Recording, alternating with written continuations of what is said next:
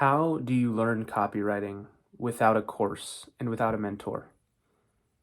I'm going to speak from my experience because I didn't have one of those going through this whole experience. And I wish I knew these 4 or 5 things before I got into this whole thing. And it would have saved me a lot of time. First of all, the client will be your mentor and your course all in one. Listen to the feedback, listen to the criticism that client gives you, because that is where you're going to learn the most, I promise you.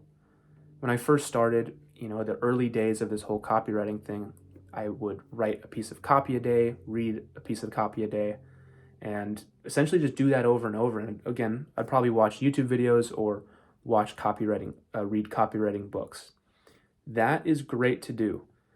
But at some point, it's going to get to the point where you need to then, switch over to actually working with a client. They will teach you more than anything in this whole process, more than any YouTube video and any book. Work with the client. They're going to teach you everything you need to know. I promise you. One thing my client told me was to stop being so salesy, and I didn't really understand what that meant. So a lot of people, especially when they start out, they kind of think that the old structure from 20, 30 years ago from the books is the right structure to write in. A lot of the principles and the basics stay true and remain true today and will be true 100 years from today.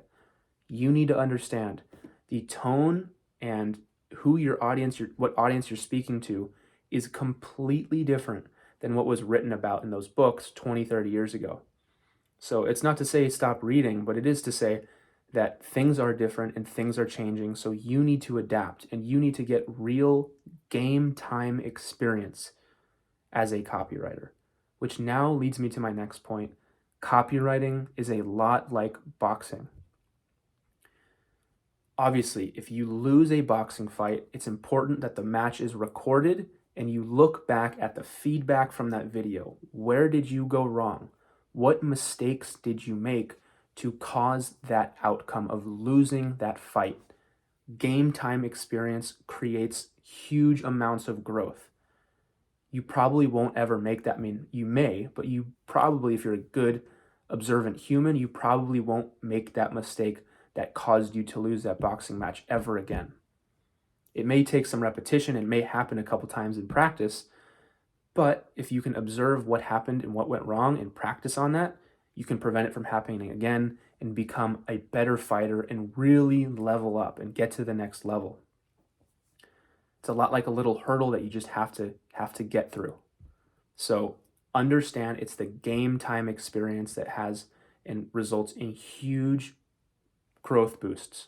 Just you need to understand that. I didn't understand that when I first started.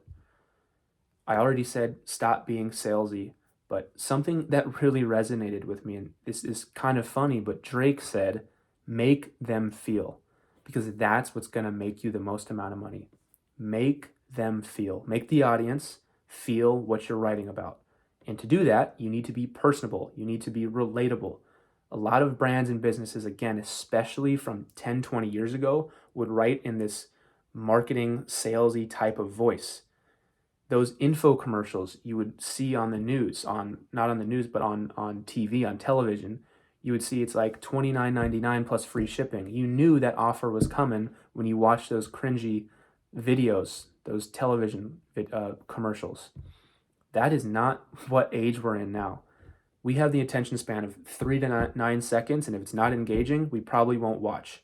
And if you think we're going to read an email, chances are we're not. And it's usually ages 30, 40 plus years old and up that may even consider opening. Especially for the younger audience, you probably won't even open or make an action on an email you received.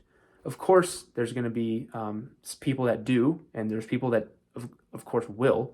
But for the most part, especially with something like the niche I'm in, which is content creation, getting people views, it's that first 3 to 9 seconds, or it's that first email that they see that's really going to grab their attention.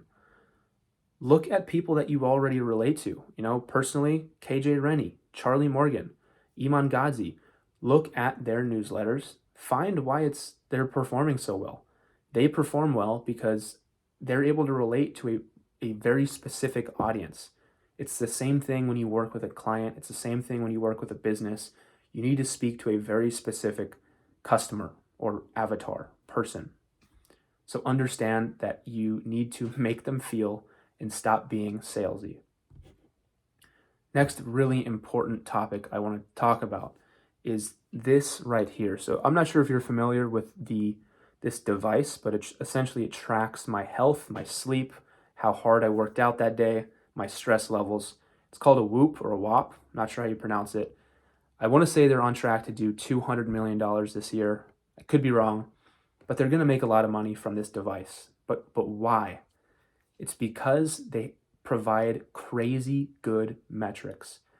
And I've talked to people that make $50,000, $100,000 a month in this program I've enrolled in, and with people I've talked to in my personal life.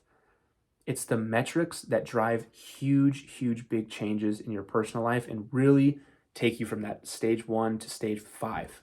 Look at the metrics, look at the data. That's why I pay $190 per year, is because the metrics are so good. They inform if the health decisions I'm making today are actually helping me a week from today. So relating this back to copy, if you send a piece of outreach, you need to understand that it's either going to get opened or it's not going to get opened. If it gets opened, you're on a good path. That means that message of outreach you're sending is working. You also need to understand that it's not going to just be if you try it once and it doesn't work, that means it's bad. Not at all. You need to test 300 times that message, that piece of outreach, to see if it's actually going to work, or maybe you need to change that outreach message. Understand that it takes, I believe it's regression, that it's going to take time for you to see actual feedback and to know if that outreach message is even working. So track all your metrics, track open rate, response rate, booking call rate. The metrics allow you to make decisions based on those metrics. I hope that makes sense. I can go a bit more in depth because I'm sure I wasn't super clear on that, but understand the metrics is how I make my decisions, especially with my outreach methods, especially with once I'm working with a client, whether or not what I'm making is actually good. If it's performing well, the metrics will tell me, and I know what to change and what to avoid. And you kind of just start going down the list. Was it that click-through rate, et cetera? What is the problem? The more you can observe and figure out what's going wrong, the more money you're going to make. The man who's able to test and experiment will make the most amount of money. Their life will change. The man or woman who experiments. And that's your job as a copywriter. Of course, don't reinvent the wheel. Go look at copy that's already performing well. But test. Look at good copy, tweak it to your own personality. That's really all I got today. I hope you got some value out of this. See you soon.